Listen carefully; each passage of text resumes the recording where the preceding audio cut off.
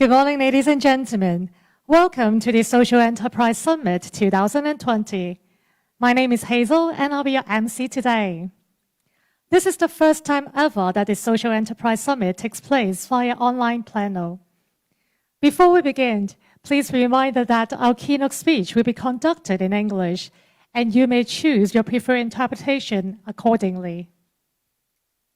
New normal, new power is the theme today. We believe everyone in our society will require some shift in the current pandemic. Collective efforts and continuous communications are needed to foster and reinforce solutions. To kickstart today's event, may I now invite Mrs. Rebecca Young, Chair of the Social Enterprise Summit Organizing Committee, to deliver the welcome speech.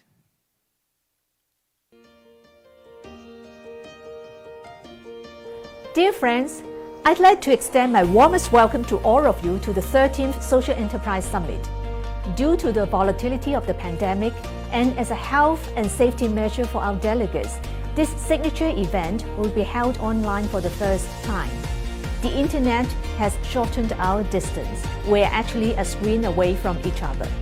History will mark 2020 as a most disruptive year, a year of survival and change.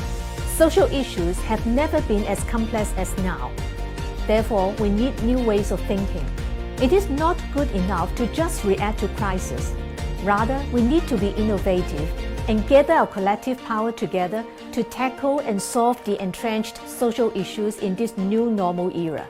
It is against this background that we will focus on the theme, New Normal, Collective Power for this year.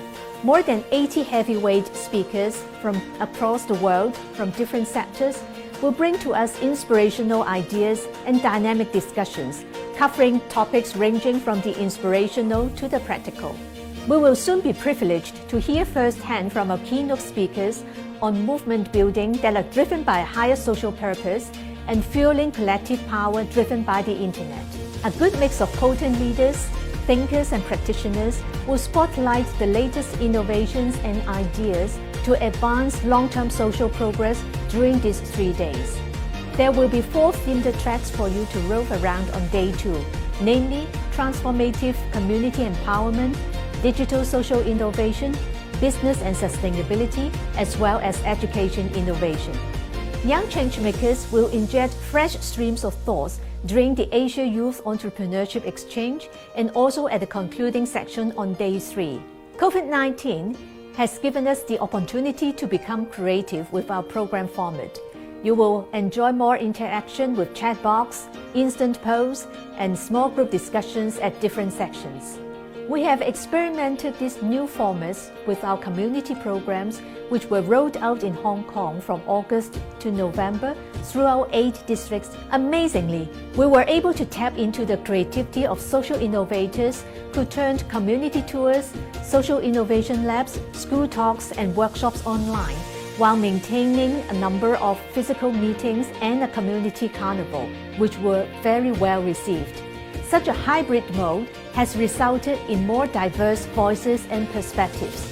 Thanks to the trust and solid support of our sponsors, including the Hong Kong Government's Home Affairs Bureau and the SRE Fund, our advisors, co-organizers, partners and supporting organizations, the Social Enterprise Summit has grown from a single event into an impactful collaborative platform.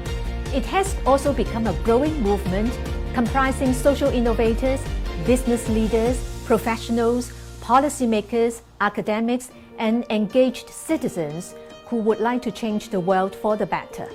Your collective power is our society's strongest enabler. This might be the worst of times, but this is also the best of times for positive transformation. Together, let us embrace collective power under the new normal and co-create a responsible, sustainable, and inclusive world. Thank you. N for new. E for empower. W for women empowerment. N for newborn. O for opportunity. R for restart. M for motivation. A for appreciate. L for lesson. C for cheerful. O for overcome. Storytelling. T for embrace. C for confident. T for talent. Innovative. P for passion. O for optimism. W for well-being. E for empathy, entrepreneurship. R for responsible.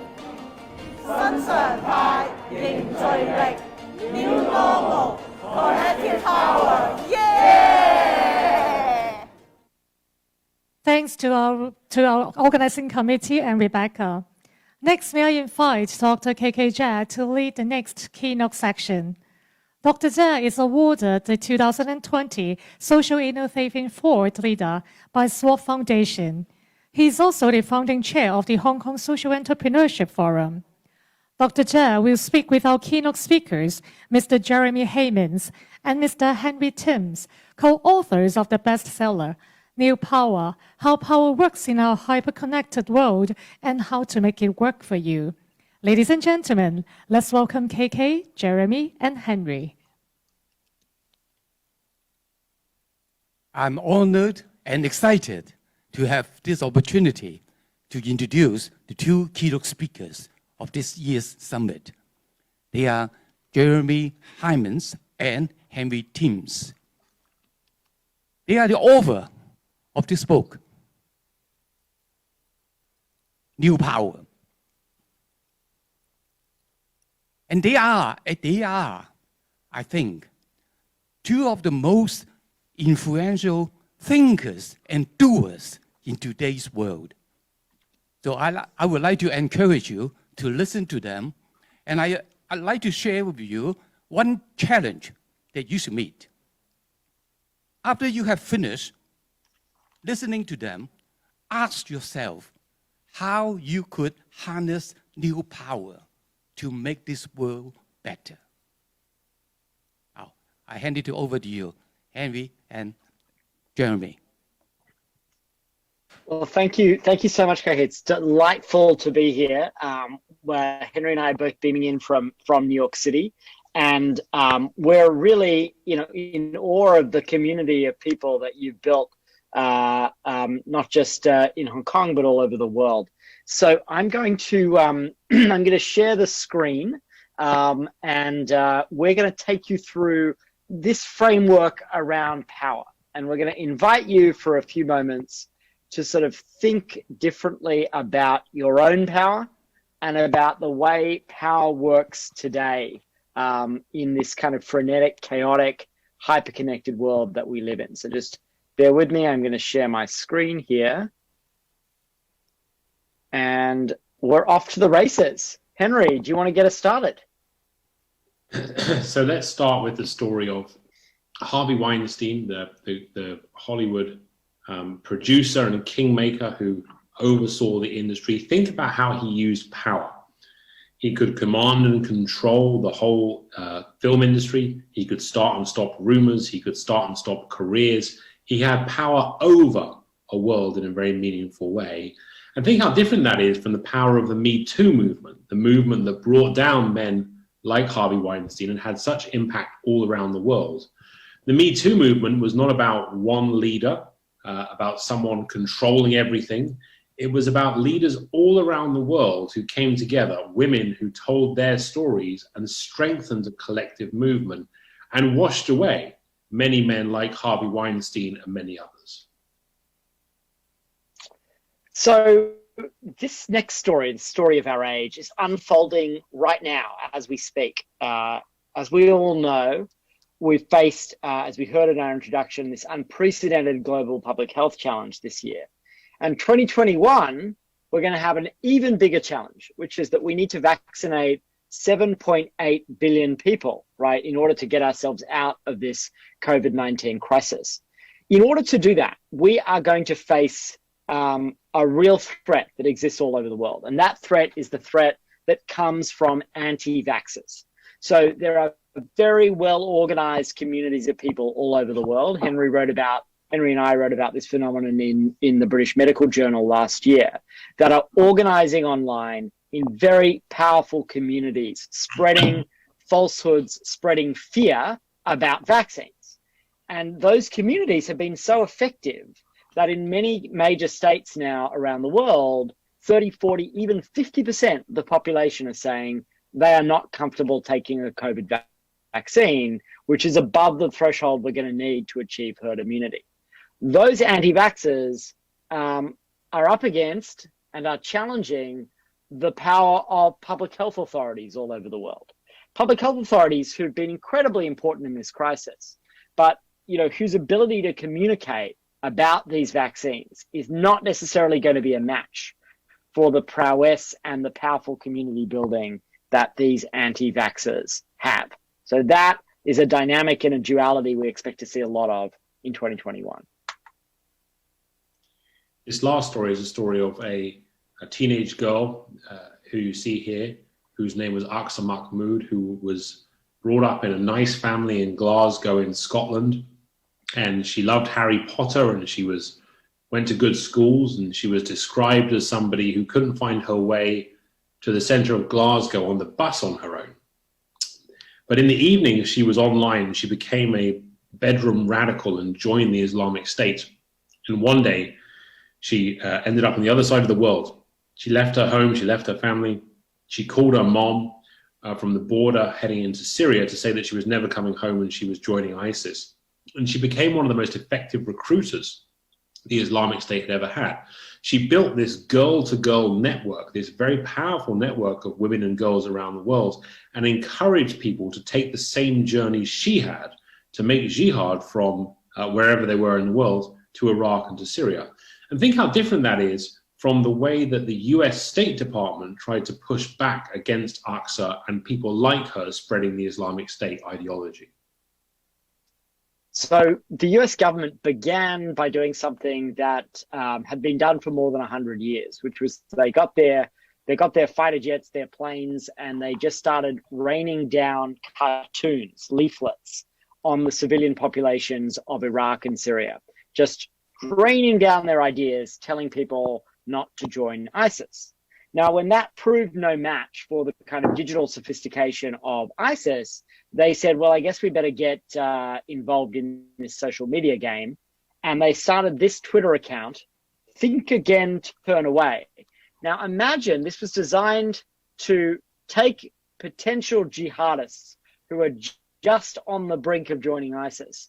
Is the most powerful spokesperson for that going to be the US State Department? Probably not.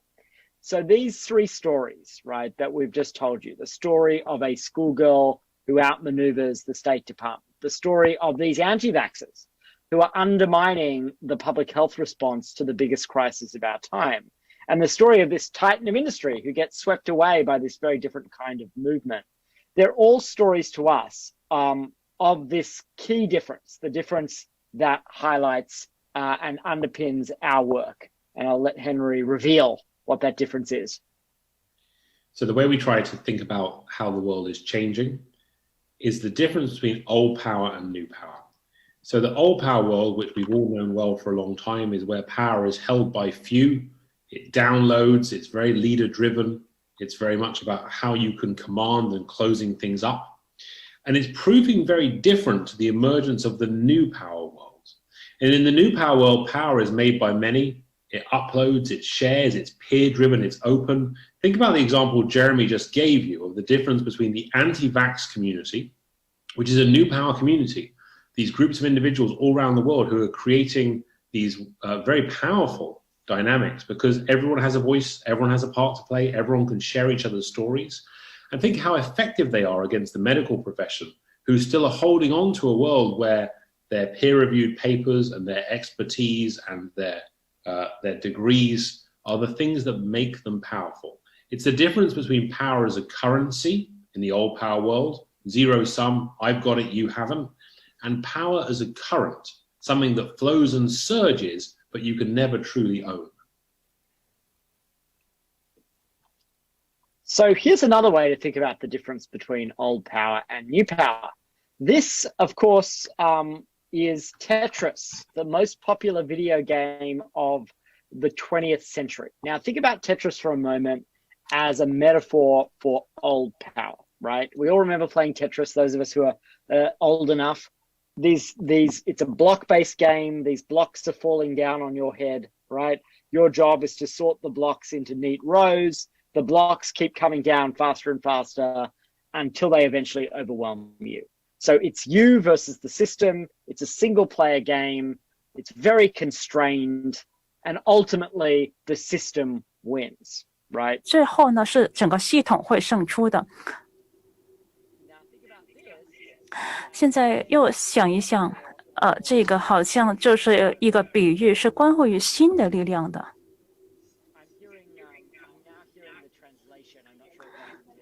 现在我听到了翻译，我不知道是不是出错了。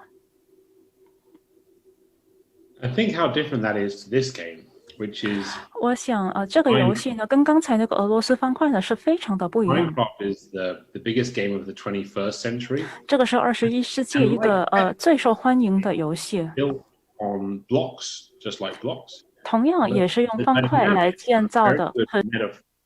For new power, because this game doesn't have any. It is collaborative. It is built from the ground up, and anyone who is playing this game can create worlds that they design, they build, they set. That's a very interesting way of thinking about the difference between the old power world and the new power world. So think for a moment about being a kid, right? Growing up, playing Minecraft all day, as Henry just described, instead of Tetris, right? What's different about your expectations about how you get to shape the world, your relationship to institutions, your attitude toward collaboration, right? And the dynamics around that. And that's what gives rise to this kind of battle and balancing between what we call new power values and old power values. So I'm going to unpack a couple of these, right? So governance, right? Think about the institutions of the 20th century. Think about the United Nations as a metaphor for old power, right? Formal representative governance, slow, institutional, bureaucratic, right? And today we have forms of governance that tend to be more networked, more informal. They're not necessarily fairer. They're not even necessarily better, but they're very different in their orientation, right? You think about competition versus collaboration, right? Those norms, those values, right? We associate the competition ethos with Wall Street in the 1980s, or maybe Donald Trump, right? And on the right, collaboration, right? This idea that there is intrinsic benefit in collaboration. And think about transparency. This is a term we hear a lot. Every organization says they're going to be more transparent, right? It's kind of a doctrine. And that's quite different to the doctrine of the 20th century, right? The old power doctrine around kind of privileging this separation between the public and the private, confidentiality, discretion, etc. And so, I'll go for it, Henry. You go ahead, Jeremy. All right, we do this so often that, so we sort of, we can finish each other's sentences. So as Henry said earlier, expertise, right? This is a really key dynamic and tension in our age today, right? We still desperately need expertise. I think we've all seen that this year with the COVID crisis. We make a joke often. Henry, before our book came out, had his appendix out, right?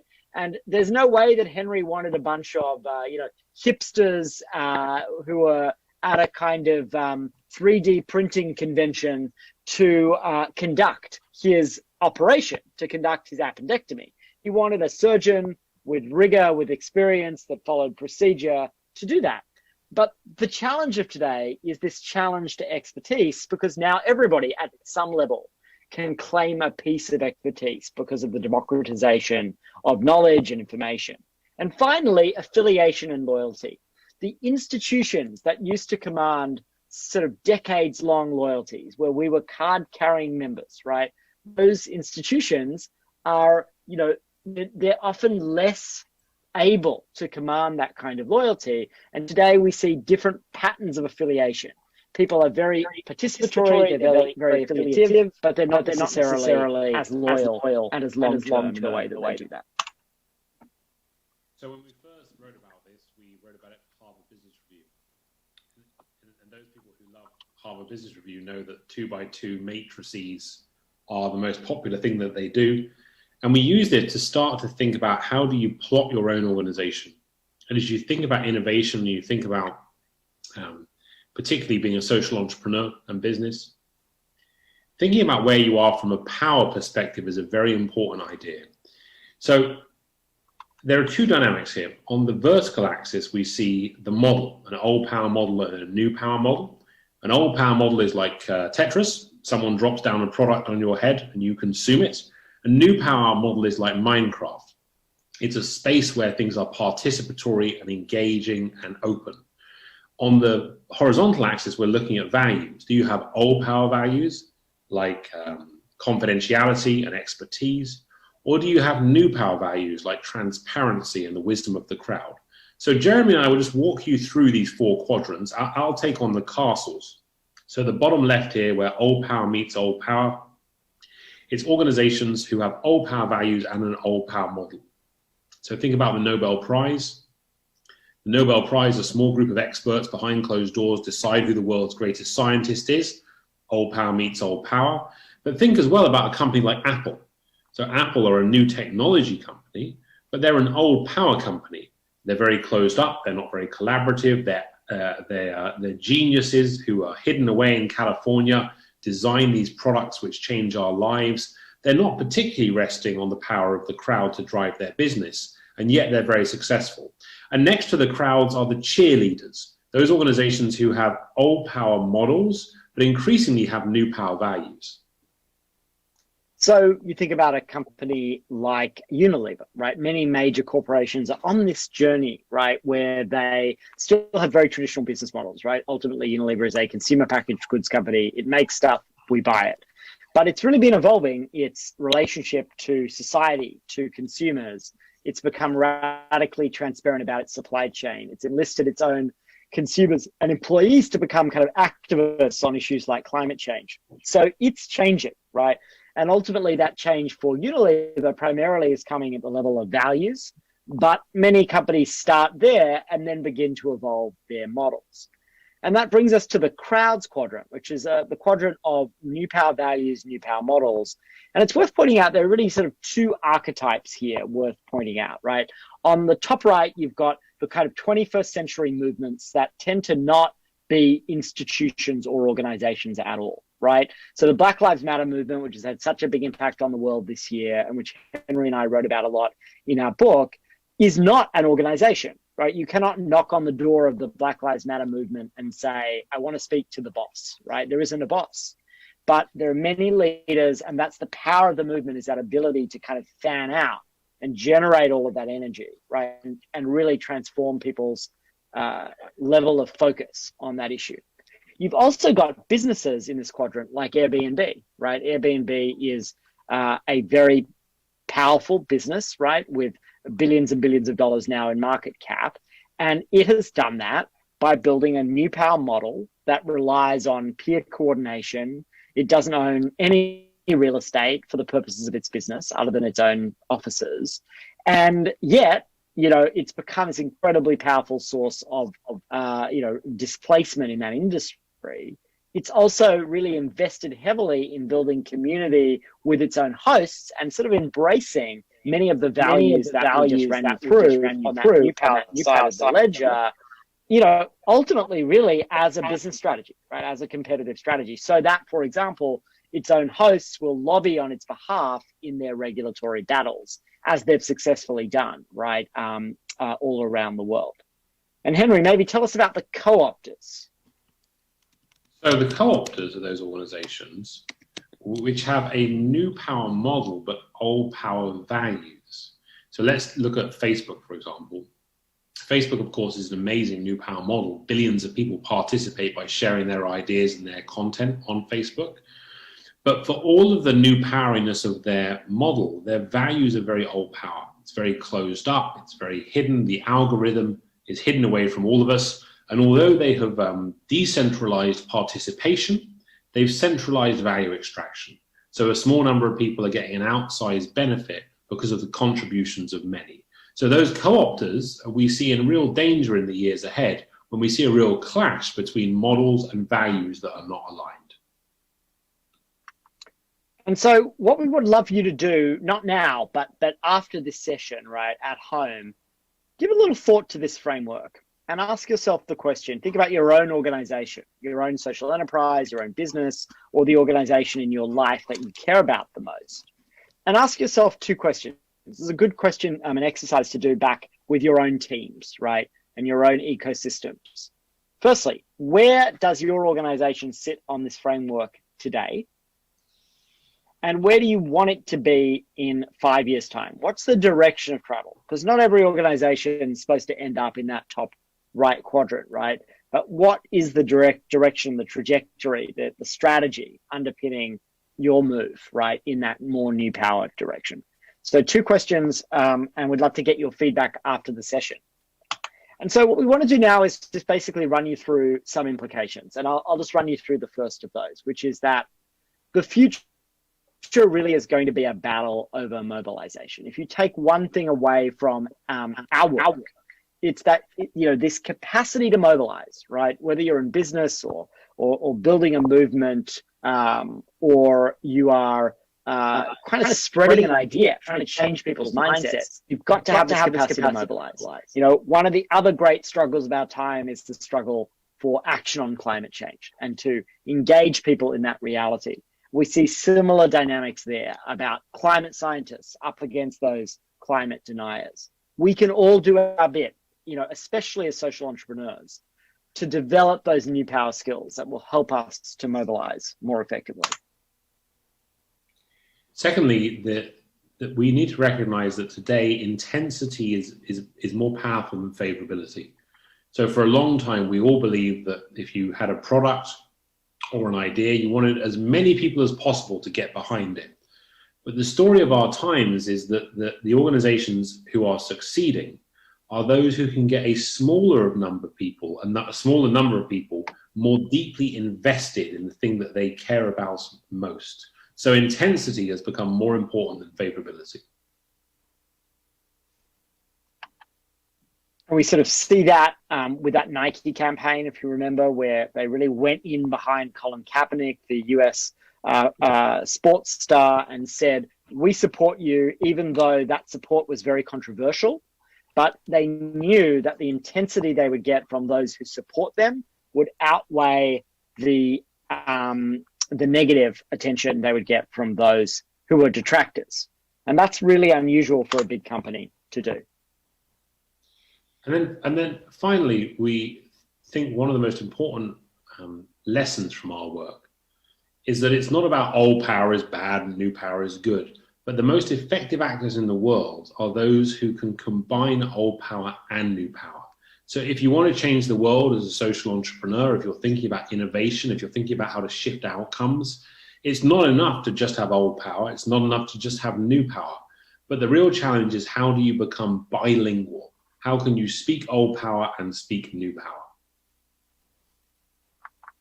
And we've been working on this very question this year at Purpose, the organization that I run, figuring out how do we mobilize people around COVID, given this massive misinformation challenge.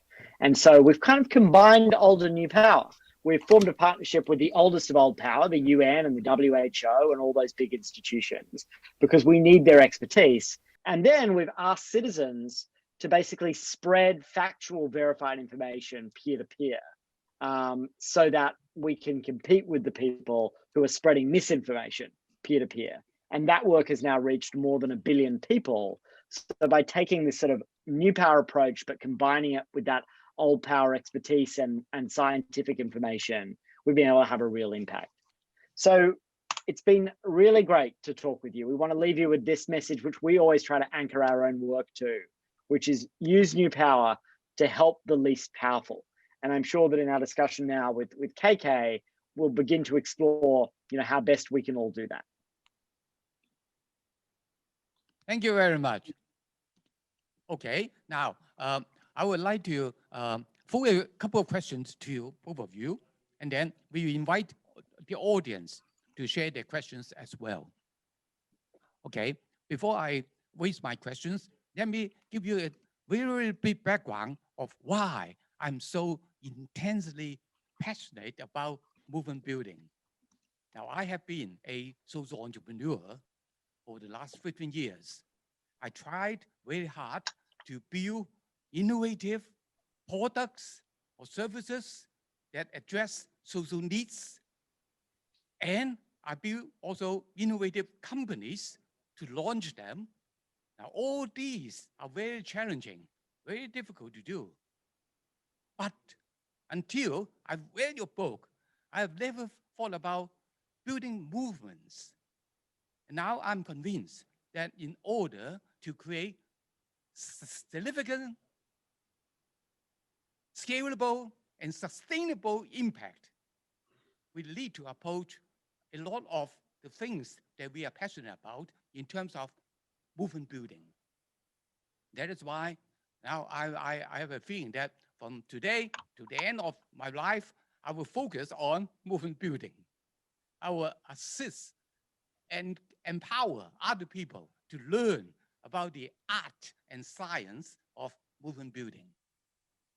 Okay, so my first question to you is that suppose someone from Hong Kong or any part of the world is interested in building a movement around a cause that they are passionate about. How would you suggest? What should they do in terms of initial steps? So I'll happily give you a first answer. In the old power world, if you wanted to build a movement around a cause, you would really build the movement around you, right? So the idea of even the social entrepreneur, for a long time, it was about a dynamic individual who was very charismatic, whose personal story unveiled a truth about a problem in the world. And through their own agency and their own dynamism, you could start to shift outcomes.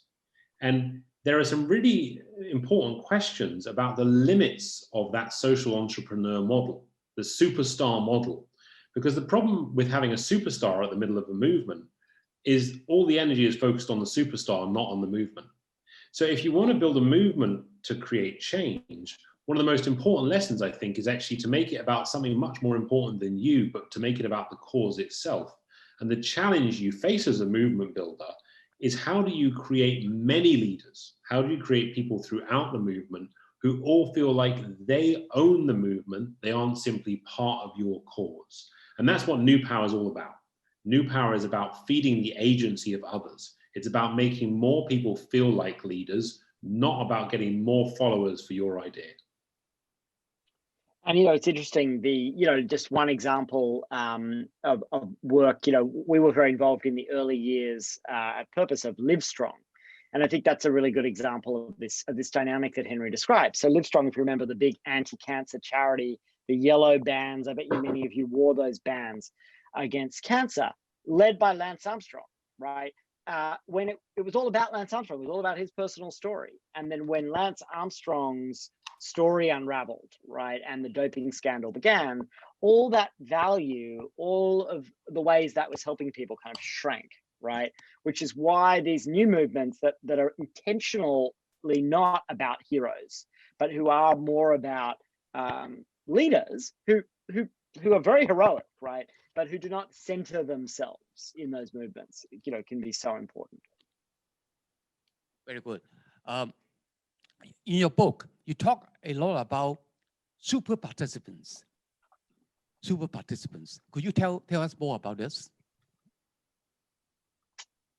Yeah, sure. So the super participants in a movement, right, are the people who are probably 10% of the movement, but they do 90% of the work, right? They are the most engaged, they're the most passionate, they're key to the model, right? And so it's really important to identify who your super participants are, right?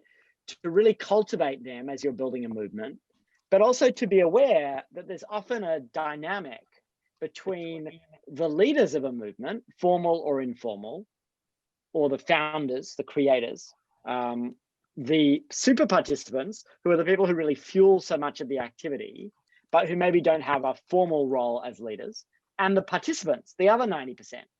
And you've got to kind of align those three groups and create some harmony there where there may not easily be harmony because there may be different interests between those different groups. So part of the art of movement building is you absolutely need to focus on those super participants, but not at the expense of that larger group of people when there becomes divergent interests between those two groups. Okay. Now, in Hong Kong, my friends are all very practical people. Even if I convince them to read the book and they internalize most of the things, they may ask this question: Okay, movement building is important, but how could I make a living and build movements at the same time? How would you respond to that?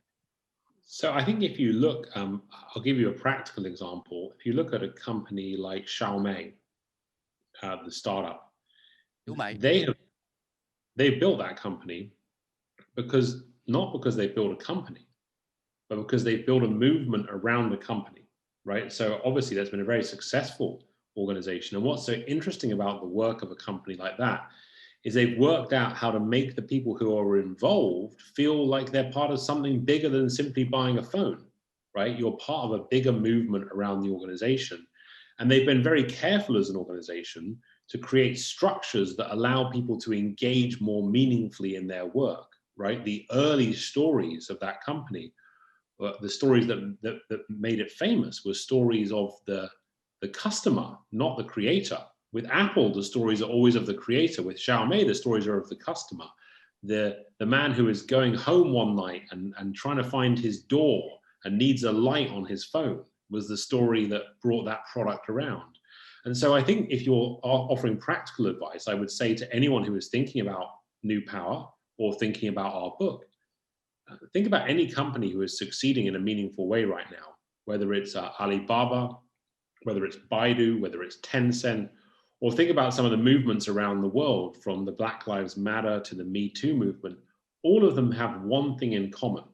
They're not simply creating companies or trying to make social change. They're building movements around the outcomes they're looking for in the world. And I think that's the key lesson here, which is if you want to change the world, you have to understand that movement building capacity.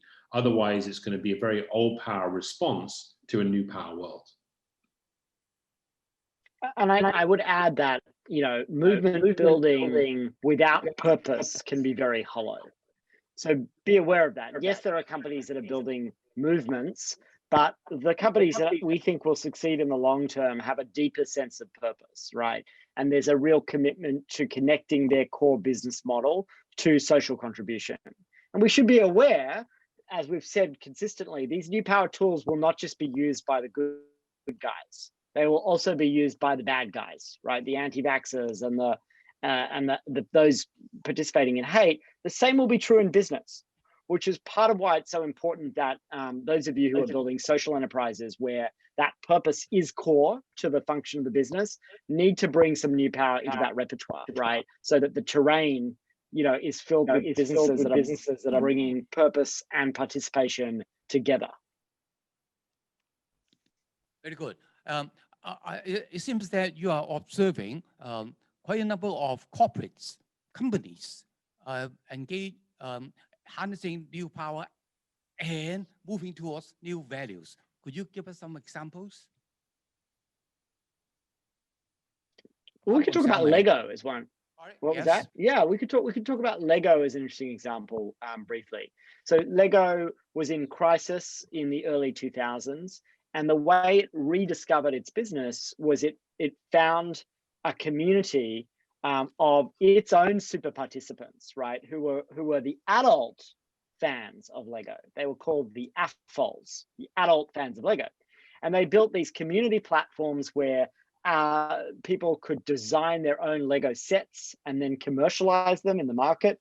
People could vote for the best designs. They invested heavily in creating this whole ecosystem around Lego, where the creativity of their own consumers was unleashed and built into the business model itself. And so that's a good example of that kind of model shift happening from a company that, we might associate with being very playful and very creative, but at the end of the day, it was a pretty big and pretty traditional company at the time when it underwent that kind of change, which we describe in the book. Okay. Jeremy, you founded the company Purpose. What do you do there? Purpose does a little bit like what it sounds. We work both with companies around the world to help them define their own purpose, their own contribution to society, their own deeper meaning as organizations. And then we help them figure out how to activate that purpose, right? With consumers, with employees in meaningful ways. We also build and support movements around the world. So we work on issues like climate change, on the COVID crisis, on refugees around the world, migration, many issues. And we, in the US, we're very involved in the world of guns and gun violence, against guns, not for guns. And so what we do is movement building, right? And what we do is mobilize people using these new power techniques. Are you some sort of a consultant, providing consultancy service to organizations? Yeah, we're a hybrid. We're a hybrid of a consulting firm which works with companies, with philanthropies, and with the United Nations and NGOs, and we run our own campaigns and we create our own labs around major issues which are directly philanthropically funded. So we're about half and half. We're a team of 150 people now around the world, and we have offices on 6 continents. Not yet in China or Hong Kong, but we do have offices all over the world. Very good. Businesses. How do you convince businesses to engage, to harness new power? Because businesses, especially those in Hong Kong, are very, very old power. Henry? Yeah, I think we have, Jeremy and I do a lot of work with business leaders around the world. And I think there are two, it used to be much harder. Even 5 years ago, it was much harder to persuade business leaders to take this seriously. But I think now most business leaders recognize this is not an option for 2 reasons. The first is defensive. So any business now is facing a lot more pressure from forces outside its organization. So pressure from its consumers, pressure from its larger stakeholders, pressure from its employees. People are getting very good at mobilizing around businesses. So businesses feel from, you look at Google recently, you look at Facebook recently, these organizations who face these challenges from outside and from inside in very meaningful ways. So I think we see new power there, and people realize that they have to defend against new power turning on them. And then secondly, on the offensive side, in terms of creating value, you only need to look at the most successful businesses in the world now, and all of them have a theme. And that theme is they've worked out greater levels of participation. How do you give people a bigger stake to play in a business? And so you're beginning to see, in particularly now, you're seeing more businesses who are actually creating ownership stakes for their customers, so that more people feel like they are owners of the broader enterprise. So any business leader you're talking to understands both in terms of defending their business and in terms of growing their business. If they don't have participation as part of their business plan, they are going to fall far behind. That's interesting. I hope businesses in Hong Kong are coming around to realize this too. Maybe we should act as a catalyst for this. Okay, well, I noticed one question from the audience about cultural issues. Now, Western society emphasizes very much individualism, whereas in Eastern society, well, the family or kind of collective relationship is more important. Does that affect movement building from your experience? Well, look, I think the fact that Eastern societies have a better intuitive understanding of the collective is actually very helpful for some kinds of movement building, right? Because there's a more natural solidarity, there's a more natural desire to help across different categories and communities. I think there's actually something there that's very positive, right, for movement building. I think what movements do not benefit from is too much hierarchy. So you kind of need the right balance of community and some of those values without too much kind of rules and hierarchy that are going to prevent maybe the most creative and innovative elements of movements from emerging. But, we've seen very strong examples of movements from, Hong Kong and other places this year, of course. So there's clearly still a very vibrant, movement building culture wherever you find it. Okay, one question about philanthropy. How do you see philanthropic foundation, for example, could contribute to movement building? Right now in Hong Kong, it seems that most philanthropic foundations may not be aware of the power of new power. Well, let me give you an example from the work that Jeremy and I have both done, but particularly the work Purpose has done. If you think about Bill Gates for a moment. So one of the most powerful people in the world, huge amounts of old power, right? He has this amazing power of money. He has amazing power of personal influence. But the truth is, Bill Gates can't achieve what he wants to achieve in the world now unless he can build movements around the causes he cares about, right? Unless he can get people around the world starting to add their voice and their money and their ideas to his campaigns, he'll get nowhere. And one of the great dangers for philanthropists is philanthropists have been the most old power organizations of all. They have all the money, they have all the power, they have all the influence, and non-profit organizations fall in line so as that they can do the things that make the philanthropists happy. And actually the great challenge for philanthropists is to build philanthropies that are actually much more designed around how you build movements that are bigger than your own money. And even in the philanthropy world, we see many organizations who are limited because their philanthropy is limited by their desire to get credit. They want to make sure that the Henry Timms Philanthropy Foundation always gets a credit, always gets the recognition, always gets the impact. And if your philanthropy is defined by your own personal credit, you will only ever scale so far. So the great challenge to philanthropists now is how do you build new power alongside old power? Okay, we have one specific question from the audience. How to start a movement to tackle issues like cyberbullying? Well, I think in big in Hong Kong, yeah.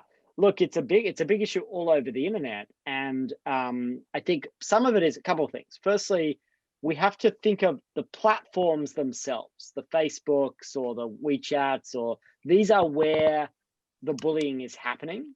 And so in the same way that we ask our governments to do better, we ask our governments to change their policies, we need to pressure the platforms themselves to do better, right? So for example, in the US and many parts of the world, Facebook is not doing enough right now to counter anti-vaxxer activity. And so if we can get the platforms to change their policies, then we can address some of this bullying and misinformation. Secondly, there's lots of, and we talk a lot about this in the book, design choices within these online movements and communities really affect how people behave.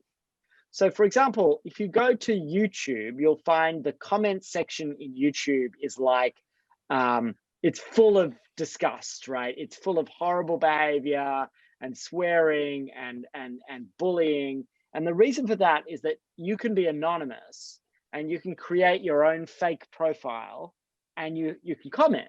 So that encourages people to behave very badly.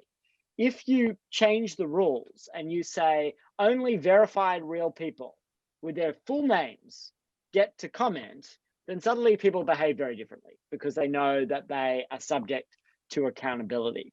So some of it is design choices. Some of it is the policies of the platforms. And then thirdly, it's that new power stuff. It's building a movement that creates that peer-to-peer dynamic, right? The dynamic of the Me Too movement was my testimony makes the next person's testimony easier. So in the same way with bullying, part of it is like bullies are bullies. To confront bullies, you need strength in numbers. And so you need people to feel safe and comfortable coming out against their own bullies. And that is where kind of those new power dynamics become so important. Very good. Any plans for you guys to come over to Hong Kong We'd love to. Yeah. We'd love to. I don't think you'll have us at the moment, though, where the American, the people who live in America are not very popular right now around the world. But we'll be back, and you'll have us back, I hope. We would love to. What about China? Do you see much prospect of your ideas being accepted in China, which is very different from Hong Kong, you know? Yeah, we actually, I guess, four years ago, Jeremy and I, Harvard Business Review, have an annual conference in Beijing. And the theme of the conference was old power versus new power. And we were in China, we were in Beijing 4 years ago to speak at that conference. It was actually very interesting to see how well received the thinking was in a business context. So I think there was a real interest, particularly as you think about the kind of the Chinese lens, there was a real interest in thinking about the connotations of new power for business as people think about that surging in interesting ways. So I certainly think there's some promise in terms of some of this thinking inside China. I think obviously in the context of movements, it's a lot more difficult, right? And so I think one of the interesting tensions is allowing a lot of participation in the world of culture and commerce and business, a lot of social media engagement, but then trying to kind of fence off more controversial, more political speech. It's unclear whether that's really an easy thing to do, right? Or certainly whether it's a wise thing to do. Okay, my final question. Are you running any courses or training programs related to movement building? Yeah, so we've been doing over the years, we've been doing quite a lot of training around how you think about using new power in a couple of different ways. Firstly, as a leader, so how you think about being a leader inside an organization and changing new powers. And then secondly, in terms of organizations, how do organizations actually shift in a new power way and change their things? Because one of the things that we realize this time and again with this work is that you really, new power is very easy in theory and it's very hard in practice. So one of the most important things if you're trying to become a new power leader is to do this work more often and to learn from other people and to practice, because it's like a muscle, right? It's like a muscle you have to strengthen. So we've done a lot of training, a lot of workshops, a lot of seminars with international companies and with philanthropies and organizations to help them build the new power capacity of their organization. Are there any such training open to the public? Yeah, we have. Yeah, we have done some open seminar. We have done some open seminars, and we try to make the thinking that we do available as widely as possible. Of course, the book is a good place to start, but we'll have to talk to you about doing something in Hong Kong. And I think one of the things we think in general, one of the great dangers right now is that this is going to be a world where there is so much more participation, but actually that participation ends up being very highly controlled by organizations and governments who contain it too much. So one of the things that Jeremy and I are both very committed to is the idea that we make sure that as new power spreads, many more people become truly powerful. And that's a lot of the training and the workshops we've done have very much been in that direction of thought, which is to ensure that actually the end result of all this new power is there are more powerful people, not that we end up with institutions and organizations who actually co-opt this new power for their own ends. Okay.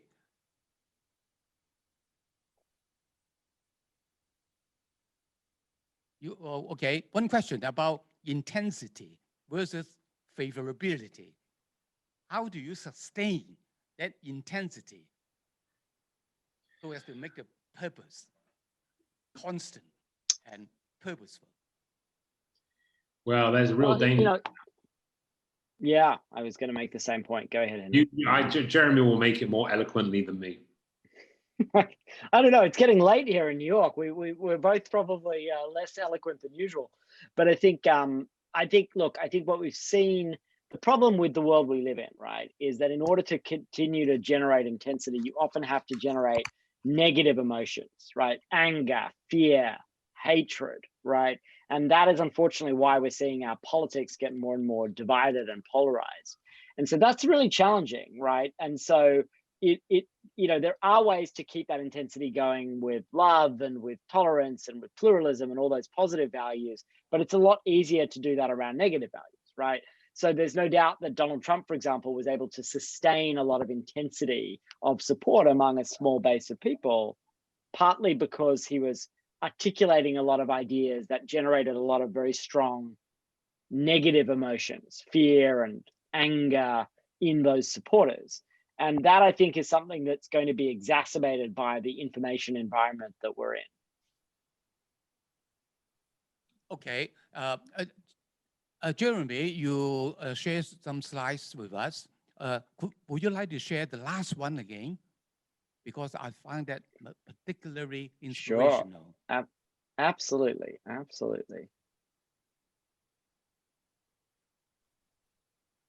And also because this is what I'm getting there. Before, it's not before. This yes, one. Yeah, this not our email address. That's not very inspirational. This one. Now, would you like to elaborate on this? Because I like this, but I also think one step further. Should we try to empower the least powerful? Well, that's right. And I think when we think about that, we don't think it's not our power to confer. We're not empowering. We are trying to enable the least powerful to claim their own power, right? And that's a subtle difference, but it's a really important one, right? It's not us as the powerful giving power to them, but it's actually helping those people to claim that power, right? And that's hard. Henry talked earlier about philanthropy. Philanthropy is very reluctant to give up power because its power is that power to give money, right? So, the philanthropists that are actually saying the money I'm giving away is sort of spending down my own power. That's a very interesting model. And that requires investing in movements. Very good, very good. I'd like to end this because this is very much inconsistent with the purpose of the summit and our organization. So thank you very much, Henry and Jeremy. For the audience, you may notice that there will be a 3-hour workshop on Saturday on movement building. It will be conducted by me and Fatty Law of Education for Good. Look forward to seeing you there. Thank you, Henry and Jeremy. Thank you so much, KK. And thank you so much. Congratulations on all your work. Yeah, we really admire your work. It's terrific. Thank you.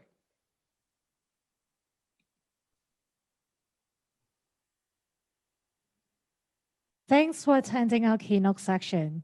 Now, would you please take a few minutes to fill out the feedback form and share with us your thoughts and recommendations. You may scan the QR code on the screen right now, or simply click the link in the Zoom's chat box. Thank you.